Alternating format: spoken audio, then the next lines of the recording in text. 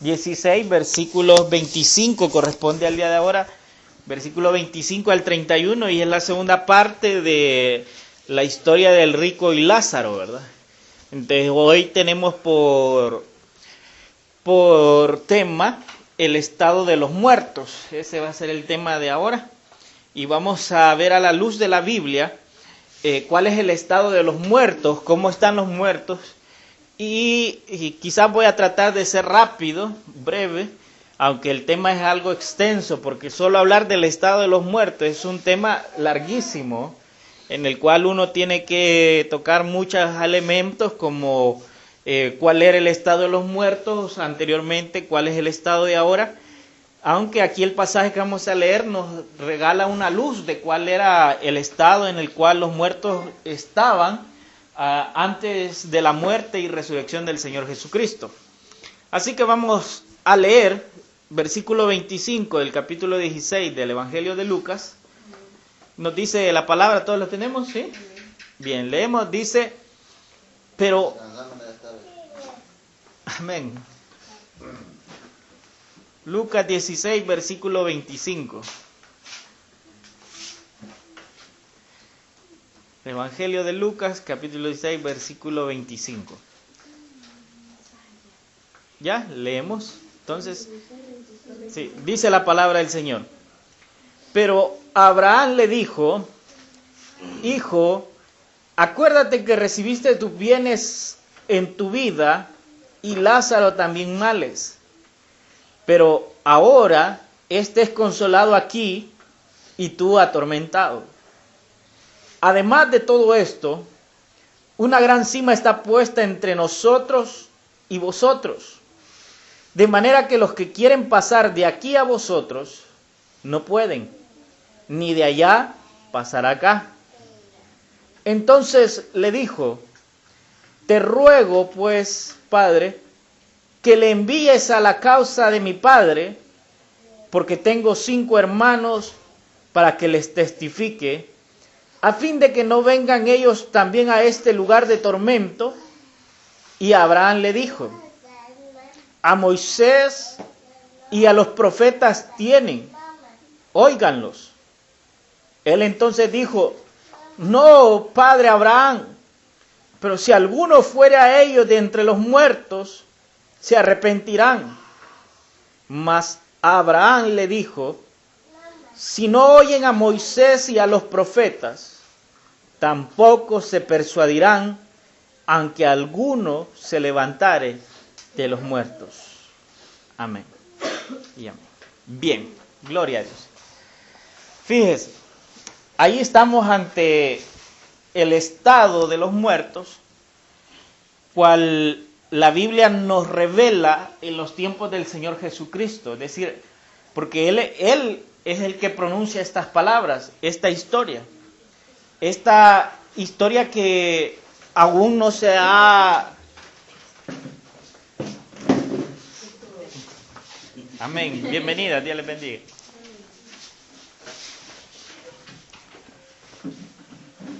Gloria a Dios. Bien, les decía de que este es el estado de los muertos que la Biblia revela antes de que el Señor Jesucristo muriera en la cruz del Calvario y resucitase al tercer día. Y precisamente la razón es que el mismo Señor es el que está dando esta revelación del estado de los muertos justamente en el momento en el cual Él todavía está en vida. Es decir, ahorita Él está narrando esta historia a los fariseos y a sus discípulos y dándoles la revelación de cómo están los muertos después o antes, de su muerte y resurrección. Ahora, esta es la continuación yo les decía, de lo que hablábamos el sábado pasado, ¿verdad? Que hablábamos sobre el rico y el Lázaro. Y ahora esta es la respuesta que obtiene el rico al pedirle al padre Abraham sobre aquella petición de que Lázaro fuese y mojase la punta de uno de sus dedos y la pusiese en su lengua para poder calmar un poco el tormento en el cual él estaba en ese momento, que dice la Escritura que él estaba en una llama de fuego. Ahora, lo interesante de esto es que la Biblia y el Señor Jesucristo nos revelan ciertos aspectos del estado de los muertos que aún hoy todavía se mantienen. En primer lugar, nos sigue manteniendo y nos sigue revelando el destino de los muertos, que no puede ser cambiado. Es decir, eso es algo que no se ha alterado.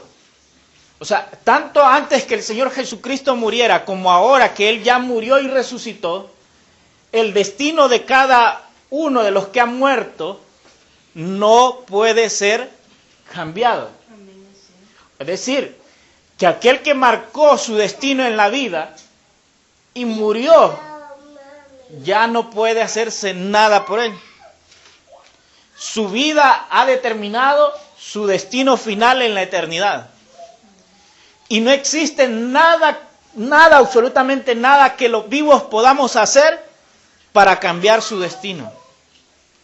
No podemos orar para que cambie su estado.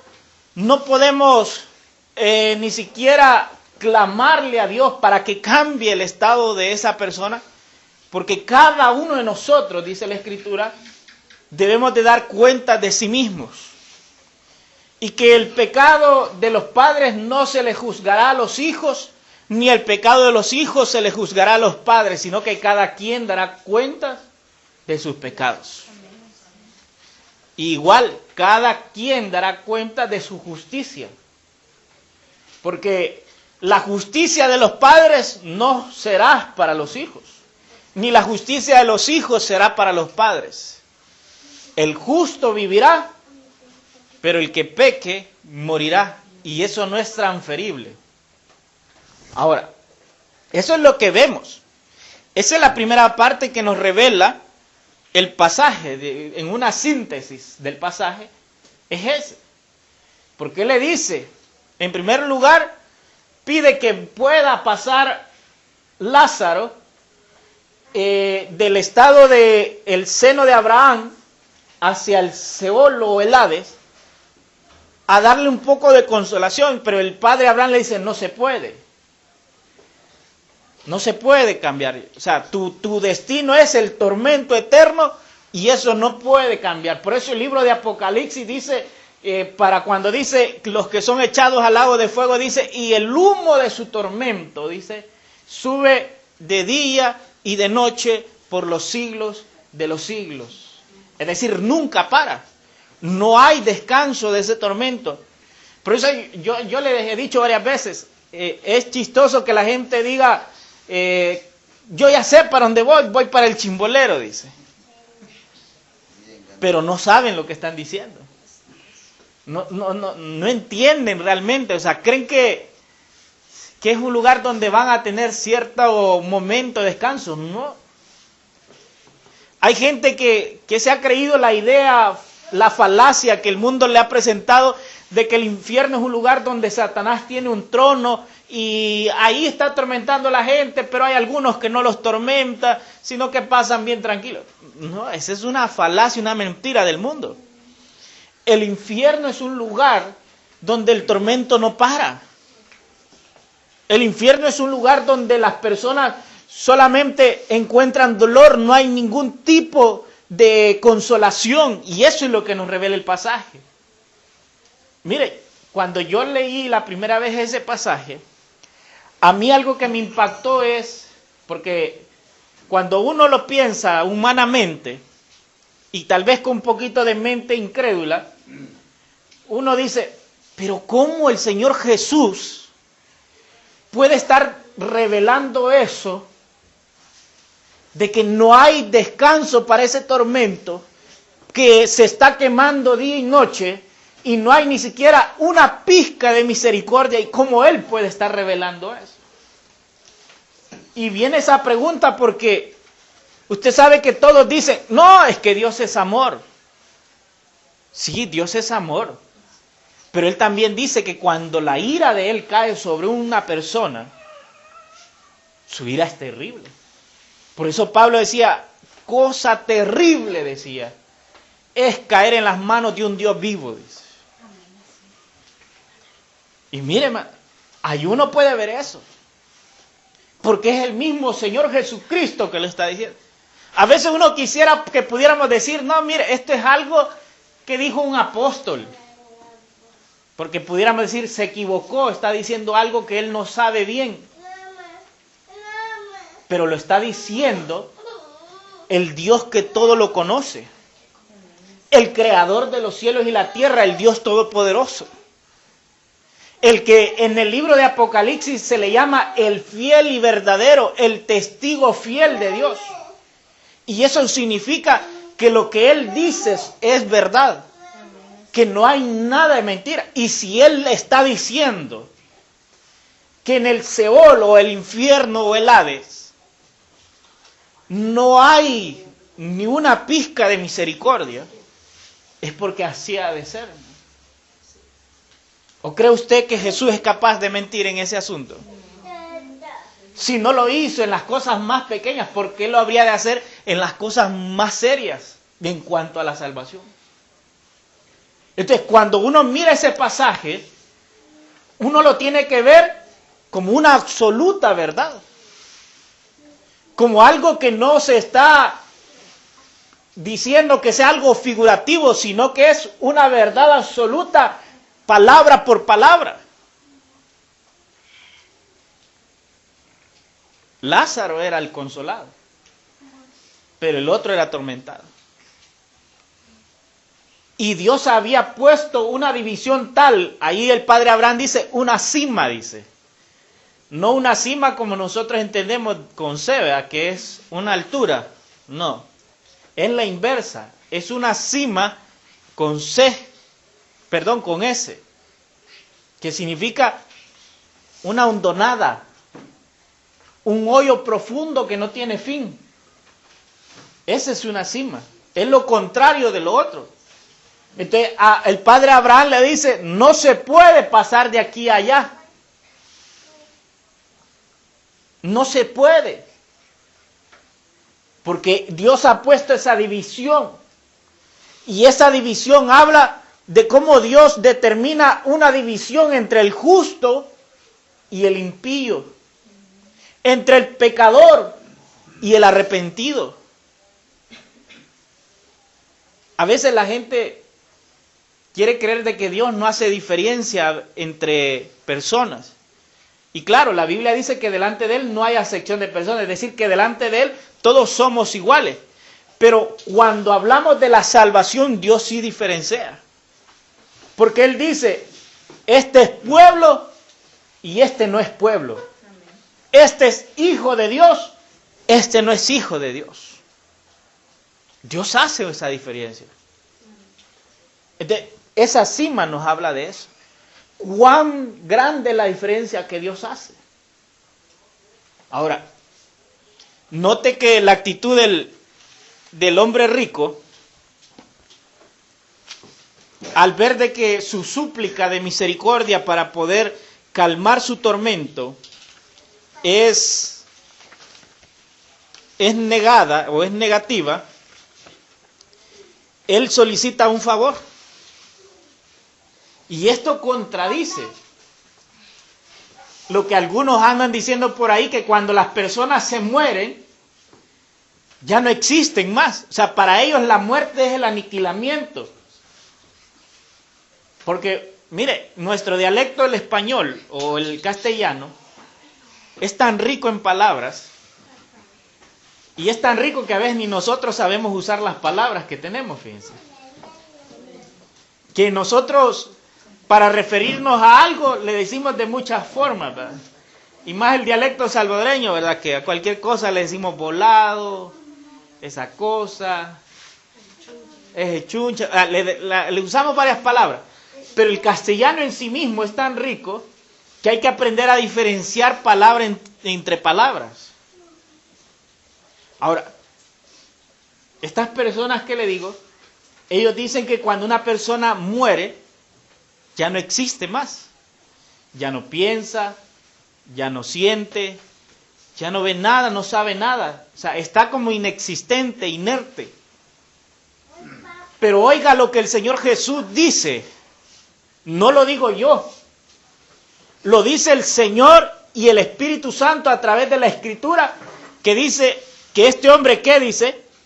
En el versículo 27, dice que le dice, te ruego pues, Padre, que le envíes a la casa de mi padre. Y versículo 28 le dice, porque tengo 5 hermanos, para que les testifique, a fin de que no vengan ellos a este lugar de tormento. Oiga lo que el Señor Jesús dice.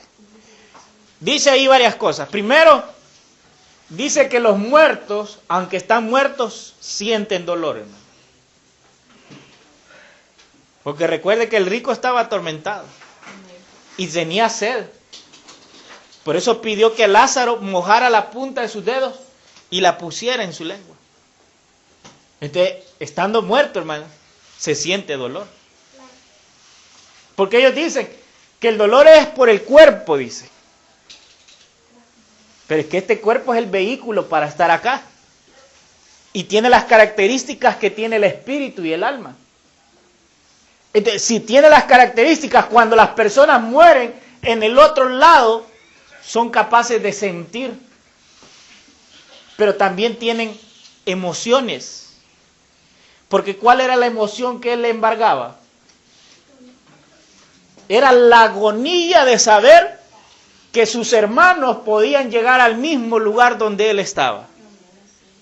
Porque si no sentía agonía, ¿por qué pedía que fueran a testificarles? Entonces, él sentía la aflicción, mis hermanos van a venir a este lugar a estar conmigo. Entonces le pide al padre Abraham, envía a Lázaro para que les vaya a testificar porque tengo 5 hermanos. Otra cosa, los muertos razonan, piensan. Porque así como nosotros tenemos en la parte física algo que le llamamos un cerebro, que él controla al cuerpo, en el espíritu y en el alma también el ser humano tiene raciocinio, piensa, porque recuerde, él mismo ahí le dice, porque en la casa de mi padre, su mente le está ubicando un lugar y le está ubicando un recuerdo, que en la vida anterior tenía padre y tenía hermanos. Porque lo que les digo, los que andan diciendo que el hombre cuando muere es aniquilado completamente, ellos dicen que ya no piensan nada, que el que está muerto ya no piensa nada, ya no siente nada, no puede hablar. Y usted lo ve que aquí el Señor está revelando que el rico habla. Abraham, que también había muerto, habla. Entonces la Escritura nos está revelando que aun cuando nosotros muramos, allá en el otro lado seremos capaces de sentir dolor. Seremos capaces de sentir emociones. Seremos capaces de recordar los que hemos dejado atrás. Fíjense.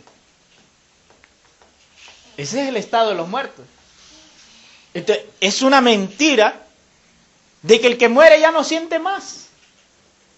Y esa es la mentira de Satanás que le mete a la gente que busque el suicidio, porque el que se suicida piensa que al suicidarse se acabó todo. Y dice aquel que se suicida o la mujer que se suicida porque el hombre o la mujer lo dejó, dice, me voy a matar para ya no sentir el dolor en mi corazón. Mire, se va a suicidar, pero en el otro lado va a seguir sintiendo el mismo dolor y peor. Porque va al tormento por haberse suicidado, por haberse quitado la vida que solamente Dios la puede quitar. Pero Satanás le mete en la idea, en la cabeza de que suicidate, ahí se acaba todo. No, hermano. La muerte no es el fin de todo. La muerte es el principio de la eternidad. Es el principio de la eternidad. Y eso es lo que nos está revelando. Y eso no ha cambiado en el estado de los muertos. Eso sigue igual. Todo ser humano que muere comienza su eternidad, solo que ha sellado su destino. ¿En dónde ha de pasar la eternidad? Fíjese, el padre Abraham cuando le dice, mira, no se puede mandar a Lázaro. Porque para eso le dice, tienen a Moisés y a los profetas, le dice. ¿Qué tenían a Moisés y a los profetas? No es que Moisés y los profetas estaban vivos, porque ellos ya habían muerto hace siglos, casi un milenio de Moisés. Entonces, ¿a qué se refiere el padre Abraham diciéndole al rico, a Moisés y a los profetas tiénenle? Porque está hablándoles, mira, los vivos tienen a Moisés y a los profetas. En este tiempo, Moisés y los profetas equivalía al Antiguo Testamento que usted tiene ahí en su Biblia.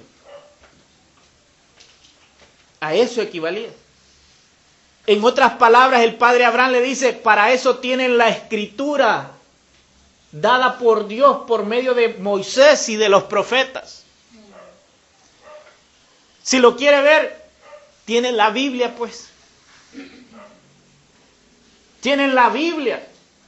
Y le dice, a ellos tienen que oír. Porque la salvación o la perdición se encuentra en las páginas de este libro. El que se quiere salvar, escudriña este libro para encontrar la salvación. Pero el que se quiera perder, ignorará este libro y lo tomará como cualquier otra cosa.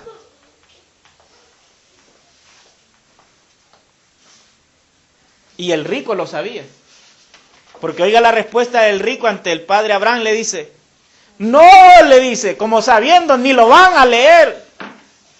No les va a interesar. Y no es lo que pasa. ¿Sí o no? Que a la gente no le interesa la Biblia. ¿Sí o no? No.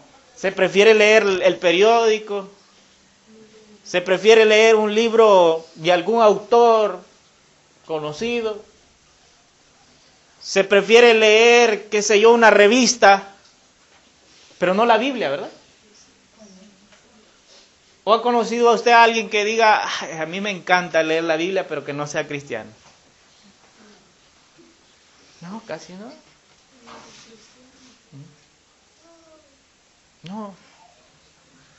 Entonces, el rico sabía que sus hermanos, que iban a andar leyendo la Biblia, o leyendo la ley o a Moisés. Y por eso el rico le dice, no, pero si fuera uno de entre los muertos a hablarle, creeránle. Porque, oiga, lo que el rico dice, el rico está perdido, pero él está hablando de fe, está hablando de creer.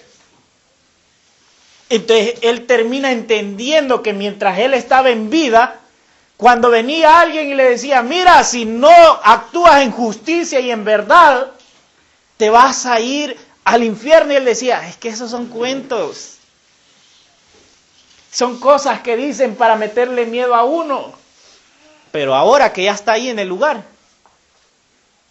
ahora dice, entiendo que era cuestión de fe, que era cuestión de creer. Y por eso le dice, no van a creer a menos que vean a uno entre los muertos. Parece razonable la idea, ¿sí o no? Porque aún el humano incrédulo dice, bueno, que venga uno de los que ya se murieron, pues, y nos venga a contar qué es lo que pasa allá al otro lado, pues. Pero al decir eso, ¿sabe qué estamos diciendo? Que no le creemos a Dios ni a su palabra. Y Dios adelantándose, por eso lo pone aquí. Porque el fiel y verdadero, el testigo fiel nos lo está diciendo. Pero cuando yo digo, no, quiero ver que un muerto venga y me cuente qué es lo que pasa allá al otro lado, estoy diciendo, es que a él no le puedo creer. es que a la Biblia yo no le puedo creer, mejor que venga alguien que ya estuvo allá. Y yo le digo, el que estuvo, el que lo creó, fue y vino, lo está diciendo. No lo está diciendo. Entonces viene el padre Abraham, le dice, mira, le dice, aunque un muerto se levantare, no van a creerle. Dice. Porque el ser humano es así, hermanos. ¿Sí o no? ¿Qué haría usted si le toca la puerta y cuando abre la puerta resulta que es su abuelito, que se murió hace años?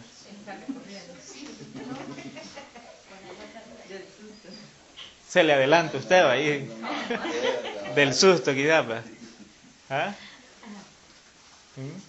Miren, en el mundo eso es normal, les da miedo a los muertos. ¿Va?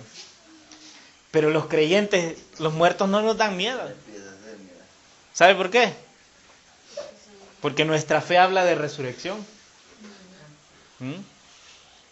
Porque nuestra fe habla de que en el Dios que hemos creído estuvo muerto, pero ahora vive.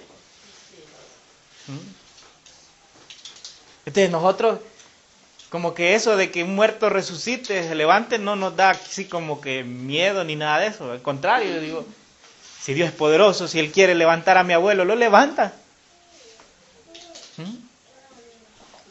Está en sus propósitos y así lo desea. ¿Verdad? ¿No dice la Escritura que nos ha dado el poder para que resucitar a los muertos también? O sea, pero en el mundo eso es como que, uy, ¿qué pasa aquí, verdad? Mire, hermano, y sigue pasando todavía, que Dios levanta muertos todavía. Dios levanta muertos todavía. En África se está dando eso, ¿sabe? Que Dios, para confirmar la palabra que da a través de sus misioneros, los muertos los resucita. Así como en el libro de los Hechos usted lee que los apóstoles oraban y Dios levantaba a los muertos, todavía hoy lo sigue haciendo para confirmar su palabra. Lo que pasa es que nosotros aquí en El Salvador somos un poquito que no nos gusta, ¿verdad?, comprobar la palabra de Dios, sino que estamos bien reuniéndonos y cantando. Pero quién sabe, el día de mañana Dios en una vela nos levante un muerto. No se vaya a asustar, ¿verdad? Que Dios da convicción cuando quiere levantar un muerto. Hay alguien que cree y ora y se levanta el muerto cuando está en su propósito. Porque no crea que tampoco es que cuando a algún cristiano se le ocurre o le da gana de levantar un muerto va y lo levanta, no. Si uno es un vaso, ¿verdad? Y cuando Dios dice quiero levantar a este, toca a uno y pone en uno la convicción de orar por el muerto para que se levante. Pero es Dios en su deseo. Pero usted verá que a veces nosotros llegamos a una vigilia, pero nadie dice oremos al Señor para que se levante el muerto, no. Porque es cuando Dios desea. Pero volviendo aquí al hecho de que le dice, no, mira, aunque vaya un muerto, no van a creer. Porque el hombre es tan incrédulo, hermano. ¿Cuándo fue la última vez que oyó una noticia de que un muerto resucitado?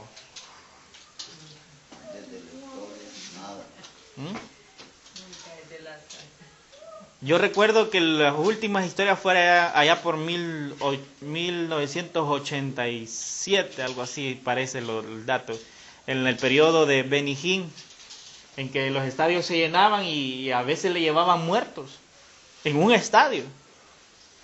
Y oraba por el muerto y el muerto se levantaba. Y decían los periódicos, porque hoy con el internet sale, búsquelo y allí aparece. Y los periódicos decían, cierto o mentira, un muerto se levantó en campaña Benny Hinn, y aparecen varias, porque fueron varias veces. Porque el hombre, ¿por qué cree que ponen eso? Cierto o mentira. Porque no terminan de creer. Pero él le digo, bueno, yo le he dicho, a veces al mismo Jesucristo podría parecérsele a una persona. Y dirá, ¿quién me están engañando aquí? A ver quién es que se ha disfrazado. O estoy viendo una visión, o me estoy volviendo loco. Entonces Abraham Dios le dice, mira, se podría levantar uno de entre los muertos, pero ¿qué van a decir? No es cierto. Van a decir, no creo, me están engañando, me estoy volviendo loco, dirán. Porque mire, la fe no viene, hermanos, por ver. La fe no viene por ver. Eso que la gente dice es que, mire, si yo viera que Dios hiciera un milagro, yo creo. Mentira. Haga los milagros que quieran hacer, la gente no va a creer. Porque la fe no viene por ver. La fe viene por una convicción del corazón que se cree. Esa es la fe. Y por eso el padre Abraham le dice, no, mira, aunque se levantara el muerto que se quiera levantar, no van a creer. A Moisés y a los profetas tienen y a ellos los tienen que oír. Si no los oyen a ellos, nada les hará. Porque la Biblia, hermano, es eficaz y convincente en cuanto a la fe. Si alguien quiere tener fe, lea la Biblia. Si alguien quiere creer, lea la Biblia. Porque la Biblia es tan convincente que puede llevarle a creer de tal manera que usted se va a sorprender.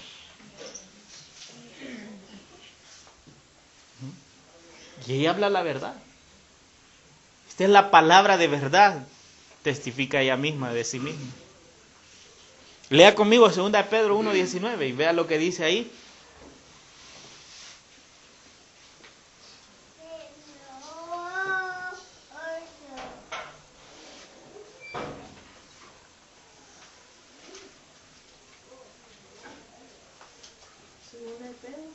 Pedro 1:19.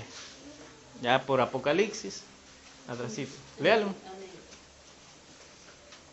Esto ha venido a confirmarnos la palabra de los profetas, a la cual ustedes hacen bien en prestar atención, como a una lámpara que brilla en un lugar oscuro, hasta que despunte el día y salga el lucero de la mañana en sus corazones. ¿Oye? La palabra, la cual hacen bien, dicen, por prestar atención, dice esa versión. Del hombre que no preste atención a la palabra de Dios está en oscuridad. Por eso dice ahí, hasta que resplandezca en ustedes el lucero de la mañana. El lucero de la mañana es la primera estrella que aparece en la mañana. Y eso significa que va alumbrando, va amaneciendo. Quien presta atención a la palabra de Dios, la luz le va alumbrando poco a poco, hasta que la luz de la palabra te ilumina de tal manera que conoces la verdad y la verdad te hace libre. ¿Pero cuál? Esta palabra, la palabra de Dios. Lea conmigo Hebreos 4:12, capítulo 4, versículo 12 y 13 de Hebreos. Búsquelo más atrásito de Primera de Pedro y ahí lo va a encontrar. Hebreos 4, versículo 12 y 13. Porque la palabra de Dios es viva y eficaz y más cortante que toda espada de dos filos, y penetra hasta partir el alma y el espíritu, las coyunturas y los tuétanos, discierne los pensamientos y las intenciones del corazón. Y no hay cosa creada que no sea manifestada en su presencia. Antes bien, todas las cosas están desnudas y abiertas a los ojos de aquel a quien tenemos que dar cuenta. ¿Oí? La palabra del Señor Jesucristo. Todo lo que hace. Ella es capaz de revelar hasta las intenciones de nuestro corazón. Entonces, si eso no es suficiente para convencer a una persona, entonces yo le digo, no tiene esperanza. No tiene esperanza. Porque nada le va a hacer creer. Nada le va a hacer creer. Yo me recuerdo la primera vez que estuve en contacto con la palabra de Dios. A mí me impactó. Porque revelaba mi corazón. Y yo decía, ¿cómo en ese libro está lo que yo estoy sintiendo? ¿Cómo en ese libro está lo que yo pienso? ¿Cómo ese libro dice lo que yo soy? Decía. Y estoy hablándole que yo, el primer contacto con la escritura fue en el libro de los Proverbios. Mire, a mí me convenció y yo ya no tuve que nadie me viniera a decir esta es palabra de Dios. Cuando yo vi eso, yo dije, definitivamente la Biblia es la palabra de Dios. Y cuando vine a leer otros libros, como el libro del Mormón, o otros libros que andan por ahí, jamás he sentido lo mismo que se siente con la palabra de Dios. Entonces yo llegué a la conclusión, hay que creer en ella. Y si la Biblia lo dice, es la verdad. Si la Biblia dice que los muertos pueden sentir en el otro lado, yo lo creo. Y más cuando son las palabras del Señor. Yo lo creo. Si la Biblia dice que el lugar es de tormento continuo de día y de noche por los siglos de los siglos, yo lo creo. Y más cuando es palabra de Dios. Entonces vea que esto no se trata, hermanos, de que ahí a los cristianos se les ocurrió para meterle miedo a la gente. No, es que no somos nosotros que lo decimos, lo dice ella. Lo dice Él a través de su palabra. Lea conmigo cómo debemos de actuar ante la palabra de Dios. Romanos 10, 17. ¿Cuál es la actitud que Dios espera del ser humano ante su palabra? Léalo. Así que la fe es por el oír, y el oír por la fe, y el oír por la palabra de Dios. Oiga, ¿qué Dios espera de nosotros ante la exposición de la palabra de Dios? Que la oigamos y que la creamos. Dice. Porque la fe viene por el oír, dice. ¿Y el oír el qué? La palabra de Dios. Entonces Dios no espera que nosotros oigamos la palabra de Dios y digamos, ah, qué bonita la historia, qué bonito es el libro, gloria a Dios. Y ya. Él espera que cuando nosotros lo oigamos digamos, qué serio, esto es verdad. Porque lo está diciendo su palabra, lo está diciendo Dios mismo a través de su palabra. Que la creamos, dice. Pero aquel que no la crea, hermano, ay, como dijo el Señor Jesús, el que crea en mí será salvo. Mas el que no crea, dijo, ya es condenado. De fe, hermano. Entonces, eso es lo que Dios espera de nuestra forma de actuar o de responder ante su palabra. Lo que le está diciendo el padre Abraham. Tienen ahí a los profetas y a Moisés. Tienen que oírlos. Para que al oírlos crean. Pero si ni los quieren oír, están perdidos. Están perdidos. Ahora, el estado de los muertos, dice la Biblia que no puede ser cambiado. Y para eso vaya conmigo otra vez a Hebreos, capítulo 9, versículo 27, y veamos ahí lo que la misma Escritura dice del que ya murió. Hebreos 9, 27. Cómo la Biblia lo sella y ya no dan más. Porque dice, el que ya murió. ¿Cómo dice? de la manera que está establecido para los hombres, que muera una sola vez y después de esto el juicio. Oye, note algo. Muere, dice. Y después, ¿qué le sigue? Que le oren para que lo saquen, que le recen, que hagan penitencias para que lo saquen. No, dice, muere y lo que sigue es juicio. No hay más. No hay más. Entonces la Biblia nos dice, el que muere, una vez muerto, lo único que le espera ya es el juicio. Y usted sabe que un juicio es donde se da las cuentas de lo que se ha hecho para promulgar un castigo. Para promulgar un castigo. Y ahí ya no hay más vuelta a Dios. Entonces, ¿cómo es esto? Que una vez muerto, ya no hay más. Pues los cristianos decimos, más vale perro vivo que león muerto. Porque muy bravo podía ser y peligroso, pero una vez se murió. Aunque el pellejo esté ahí, le puedo tener más miedo al perro que está vivo que a un león que ya está muerto. Entonces, el estado de los muertos es así. Ya es incambiable. Su vida la determinaron. Ahora, el texto que leíamos nos dice que había un lugar, ¿verdad? En el Seol, o Seol, que es la palabra de hebreo, o palabra aramea, que es la palabra que los judíos utilizaban para determinar el lugar que le correspondía a los muertos. Y Seol podía utilizarse tanto como para hablar de la sepultura, el hoyo para el cuerpo, como también el lugar donde residían los muertos, porque los judíos sabían que los que estaban muertos estaban conscientes todavía. Entonces ellos decían, hay un lugar a donde los muertos van. Lo que ellos no sabían dónde estaba.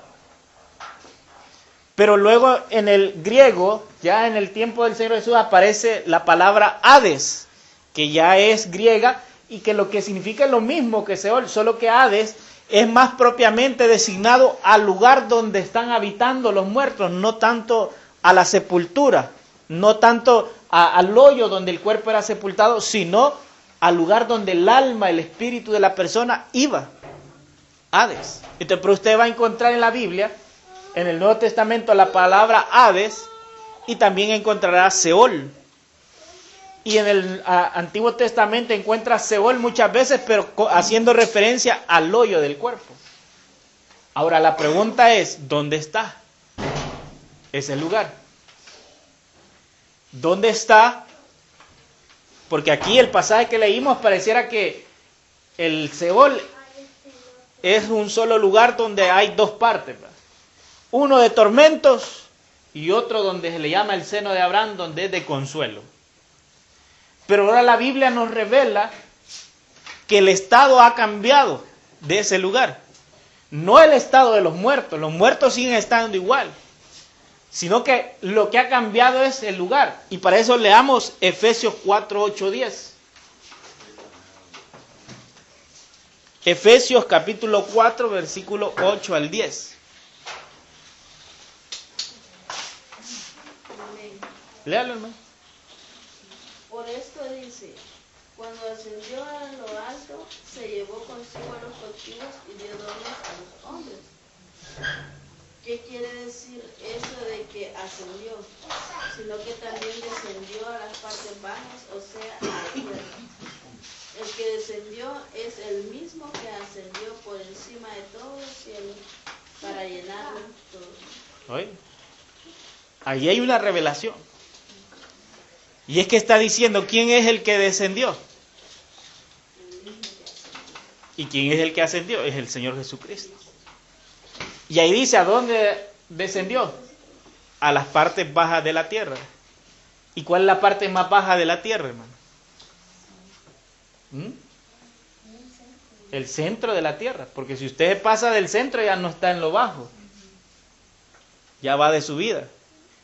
El lugar de los muertos, donde el Señor Jesucristo él mismo dijo que llegaba la hora en la cual él tenía que morir y que los muertos oirían su voz, dijo.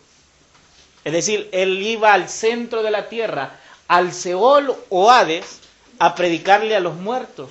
¿Pero a cuáles muertos? A los que estaban en el lado del seno de Abraham. Porque esos eran los que estaban siendo reservados, dice la Escritura en otro pasaje, para el día de la redención del Señor. Entonces, el Hades o Seol está en el centro de la tierra. Solo que ahora el centro de la tierra, donde es el Hades o el Seol, ya no está juntamente con el seno de Abraham, o el lugar de consuelo, o que también comúnmente se le llama paraíso, sino que ahora en ese lugar solo es un lugar de tormento, porque ahí mismo dice que Él llevó cautiva la cautividad. ¿Y quiénes son esos que estaban cautivos? Sino aquellos que estaban siendo cautivos en el centro de la tierra, esperando el día de la redención del Señor. Pero cuando Él subió, dice que los llevó con Él, y por eso después Pablo dice que ahora el que muere en Cristo, dice, va directo a la presencia de Dios. ¿Y Dios dónde está? Ya sea en el tercer cielo o más allá, siempre Dios está arriba, no abajo. El Señor subió con el seno de Abraham, trasladó el seno de Abraham al cielo. Y por eso el creyente cuando muere, como dice aquella alabanza, va para arriba, y no para abajo. Pero el que muere sin Cristo, ese va al centro de la tierra. Al centro de la tierra. Entonces, el estado de los muertos ahora es, siempre sienten, siempre piensan, siempre recuerdan, siempre tienen emociones, pero ahora hay más grande la diferencia entre aquellos que van al lugar de consuelo y aquellos que van al lugar de tormento.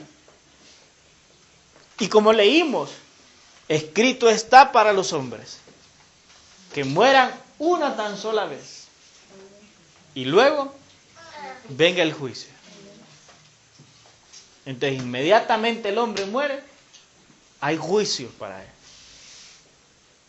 Se determina su destino, su eternidad.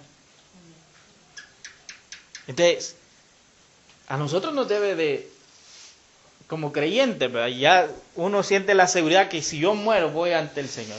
Porque dice la Escritura que ahora el morir para nosotros es ganancias. Y como decía Pablo, yo no sé, decía Pablo, ¿qué me es mejor? Si quedarme aquí para seguirles predicando el Evangelio o irme ya para estar en la presencia del Señor. En todo caso, dice, de las dos formas estoy puesto en estrecho porque quisiera poder hacer las dos cosas. Entonces así el creyente. Si morimos hoy, sabemos que vamos con el Señor. Pero la pregunta es esta. Si nosotros nos ha alumbrado la luz de Cristo a través de su Evangelio y de su palabra, ¿qué sentimos ante aquellos que no han conocido?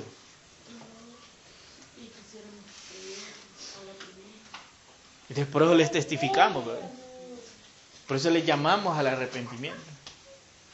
Para que no tengan que ir a ese lugar que el Señor ha revelado, sino que puedan subir a la presencia misma de Dios y disfrutar del consuelo eterno.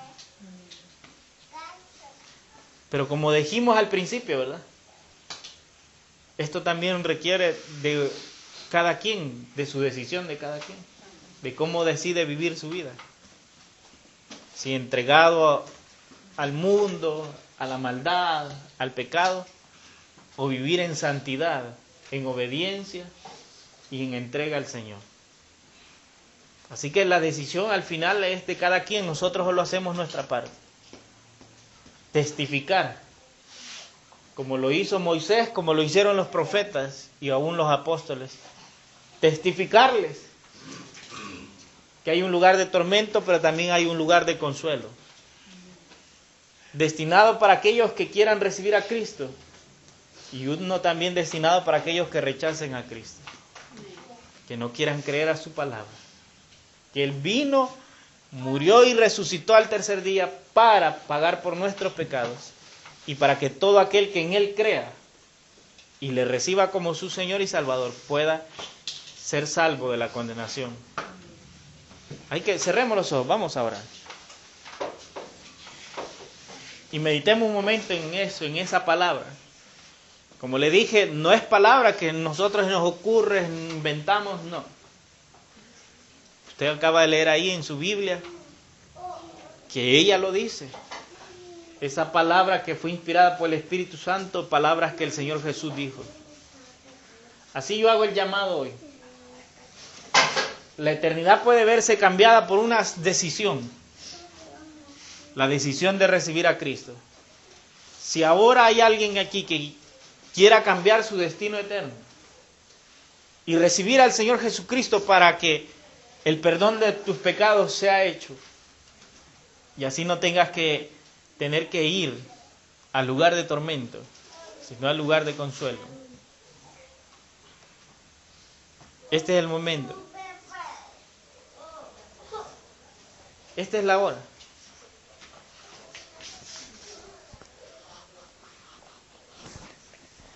Entonces, ¿habrá alguien en esta hora? ¿Habrá alguien en esta hora que quiera recibir al Señor y cambiar su eternidad? Porque hoy pudieras morir. ¿Y a dónde irá a parar tu alma? Si no hay, pues, démosle gracias a Dios. Gracias, Padre eterno, por tu bondad y tu misericordia, por la oportunidad que nos das de aprender más de tu palabra. Señor, bendice cada vida de los que aquí estamos. Que tu palabra, Señor, encuentre en nuestro corazón buena tierra para ser sembrada y dar fruto a su debido tiempo. Señor, toca de aquellos que no te han conocido en esta noche. Y que si hoy no han podido optar por recibirte, darles una oportunidad más de poderte recibir, Señor, y ser salvos de esta generación, mi Dios. Así también, Padre, te quiero pedir en esta hora por una ofrenda que recogemos para la gloria de tu nombre, para que tu evangelio siga siendo predicado y la iglesia pueda seguir, Señor, pregonando las verdades de tu santo evangelio. Así como misioneros están en otros países donde no podemos llegar. Misioneros que están arriesgando sus vidas, Señor, para predicar el evangelio a los que no la han oído jamás. Y muchos están siendo salvos gracias a esas aportaciones que hacemos, Señor, para la gloria de tu nombre y el avance de tu santo evangelio. Bendice al dador alegre en esta hora. Provee, Señor, grandemente. Multiplícale, Señor, al 100 por 1. Y así, Señor, sea bendecido tu pueblo. Y grande, Señor, la dádiva con el corazón que dan para la gloria de tu nombre. Ahora, Señor, te pido también que nos lleves con bien a nuestros hogares. Que nos guardes, Señor, que nos protejas. Y que podamos, Señor, así el día de mañana buscar de tu rostro temprano, Señor, a primera hora del día.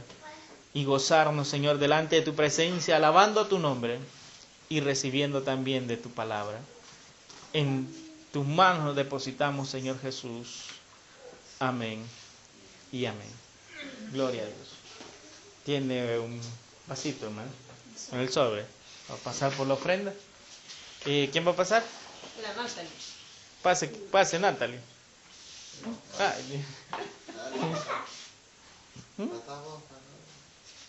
Vaya, pase. Así rápido, solo a recordarle, al día de mañana tenemos transporte a la iglesia a las 6:30 y a las 3 de la tarde en mi casa hay reunión de mujeres, ¿verdad? Entonces, están todos invitados y el día martes, tenemos oración en mi casa a las 5 de la mañana y también el día miércoles planificación a las 7 de la noche en mi casa, ¿verdad? Ahí les esperamos que asistan y sean partícipes de la obra del Señor. Amén. Dios les bendiga. ¿No vino el muchacho? Ya se fue. Parece que oí que había volado para allá. No le tarda mucho, ¿verdad? Sí. No, porque como él tiene que estar en control allá por el dinero del gobierno, si no, no puede recibir nada. ¿Y a qué ciudad viaja de allá? A Nueva York. Nueva York. La ciudad de... Una manzana podrida.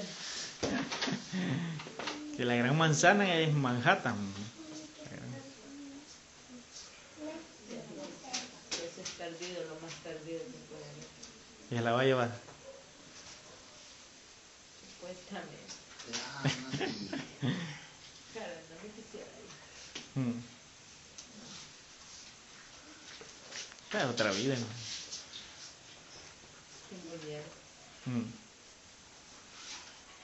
Bueno, que solo le queda la Vicky, el más pequeño. Ah, no, la niña. Ellos tres se quedan. Y entonces que se me llegó a ir a arreglar papeles, él tiene que arreglarlo con lo de los tres. Y no sé, le digo a ver cómo le irá a ir allá, no sé. Allá no tengo a nadie, prácticamente. Bueno, más que si se la llevara a él, la ley no permite llevarse los tres. Como no, es que me permite llevarme a los tres, lo que no me permite, o sea, lo que me lleva es que irme con los tres. O sea, ellos que están todavía pequeños.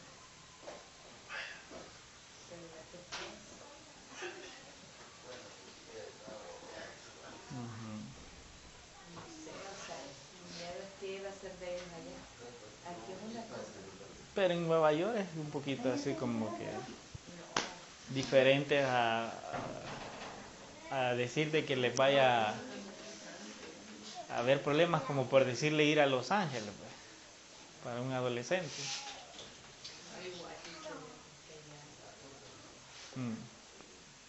la mayoría de adolescentes fumando marihuana a la par de los profesores. Y como ya la marihuana ya está Ilegal. Es legal ahí. pues todo esto. Lo que pueden hacer es van a cambiarse de estado. Eso le decía yo a él porque le pregunté y me Que si se puede. ajá, o sea, eso yo le decía, pero él me dice, imagínate, me dice, si trabajamos, vamos a tener que trabajar aquí, nos queda más accesible el trabajo, ya de moverse de estado significa, digamos, 3 horas de camino para trabajar, cosas así, más lejos. Miren, hermana, yo siento que la vida es totalmente diferente. Los riesgos en todas partes es igual. La diferencia de aquí es que ellos están en su casa. O sea, en su casa donde ellos han nacido, ¿va? Donde ellos han crecido. Sí, el problema es que como allá no hay quien acudir, familia. Allá las leyes son las que, ¿verdad? Porque yo otra cosa que los papeles es para hacernos ciudadanos, ya no podemos regresar a Sí, o sea, no. podemos regresar A cepas. Ajá, pero después. ya no va a regresar que yo me quiera venir con ellos y ya estuvo. No. Ese es mi miedo, todo eso, yo digo, no sé, tengo un gran miedo. En que allí sería de que ya estando allá también buscaran una iglesia y firman, ¿no? Y crearlos bajo la enseñanza del Evangelio. Sí, ese es el propósito, va, pero, o sea, no sé, cuando él me dijo, mira, te vas a venir, no sé, lo primerito que se me vino en el libro de Noemí, y por andar buscando lo mejor. A veces quizás un poco de mí, yo le estoy orando a Dios, que si en su voluntad está eso. Y pedir la Que dirección. siempre tenga misericordia de mi vida y que ponga el temor en mi corazón de no apartarme, o sea, de hacer las cosas siempre con temor, que no. Y pedir la dirección de Dios, papá. Sí, porque la verdad que es una buena oportunidad, tanto para usted como para sus hijos. Es una oportunidad, se ve así, va como una oportunidad, pero ahí Dios sabe si realmente es una oportunidad o es un riesgo. Sí, por eso, o sea, yo no me puedo aventar solo a decir, sí, qué oportunidad más grande, ¿no? Yo no siento, para mí me pensar de esa manera. No sé, no. Solo Dios sabe, porque, por ejemplo, ya están mis primas. Hay dos. Una que a los Dios les tiene así, va, y son un poco obedientes. Pero está la otra que era más así.